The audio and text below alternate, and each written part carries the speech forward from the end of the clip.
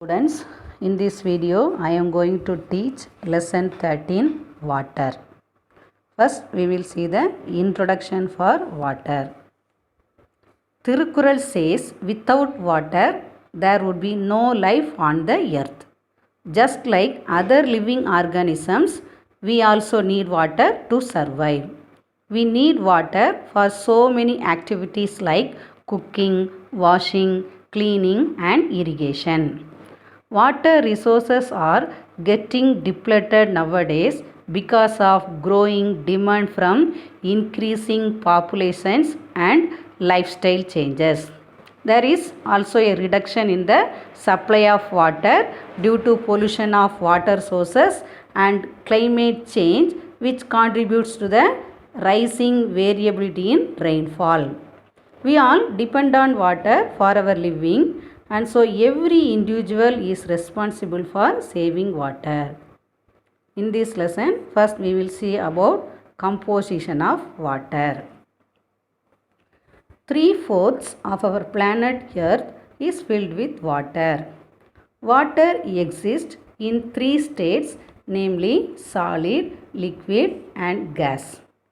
Water on the surface of the earth is found mainly in oceans, that is 97.25%.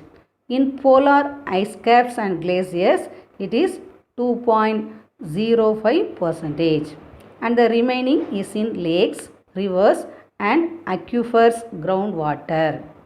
Even our body is made up of water, that is 65%, but it is not apparent. Water is a chemically stable compound.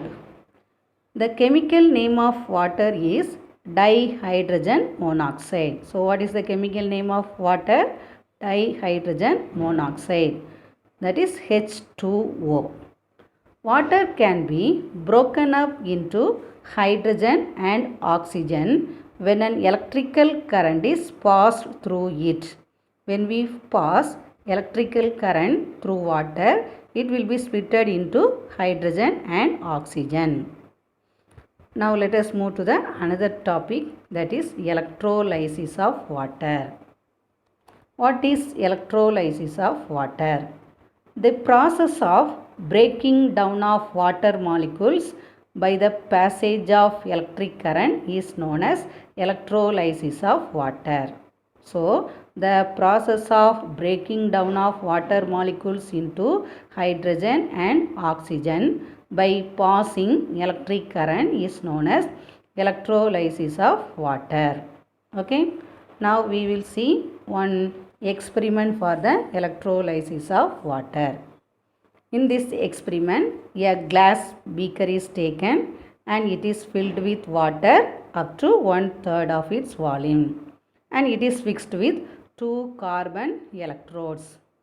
These carbon electrodes are fixed inside the water. The positive carbon electrode acts as anode and the negative carbon electrode acts as cathode. Then 2 test tubes are placed on the electrodes. Then the electrodes are connected to a battery and current is passed until the test tubes are filled with a particular gas. If the gas collected is tested using a burning splint, we can notice that the gas in cathode side burns with a popping sound when the extinguished split is brought near the mouth of the test tube. When we brought the extinguished splint near the mouth of the test tube, a pop sound is heard and the cathode side burns. Okay, this property is usually shown by hydrogen gas, and so it is confirmed that the gas inside the test tube is hydrogen. Then the burning splint placed near the anode side burns more brightly, confirming that it is oxygen gas. When we bring the extinguished splint near the anode side, it burned more brightly. From this we can confirm that the gas emitted is oxygen. This experiment shows that water is made up of hydrogen and oxygen. The ratio of hydrogen and oxygen is 2:1. Hence, for every 2 volumes of hydrogen collected at the cathode, there is 1 volume of oxygen collected at the anode. 2H2O gives 2H2 plus O2. Now we will see one activity. In this activity, we have to take some anhydrous copper 2 sulfate powder and we have to place it in a watch glass. Then we have to add water drop by drop to the anhydrous copper 2 sulfate. We can notice that the powder turning blue. It is a test for water. Okay. Now we will see the methods for the preparation of water. Who prepared water first? Water was first prepared in 1781 by an English scientist, Henry Cavendish. So who first prepared water? Cavendish. How he prepared water? He discovered hydrogen gas when active metals react with sulfuric acid. First he discovered the hydrogen gas when active metals reacted with sulfuric acid. When active metals reacted with sulfuric acid, hydrogen gas will be released. He discovered first hydrogen. Then by burning the hydrogen, he formed a colorless product that is called as water. Okay, so Cavendish discovered the hydrogen gas when active metals reacted with sulfuric acid. The hydrogen gas released was highly inflammable and burned to form a colorless product called water. Here one chemical equation has given. Here zinc is an active metal. When this zinc reacts with sulfuric acid, zinc sulfate and hydrogen are produced. When this hydrogen burnt in air, it produces a colorless product that is called as water. So Zn plus H2SO4 gives ZnSO4 plus H2.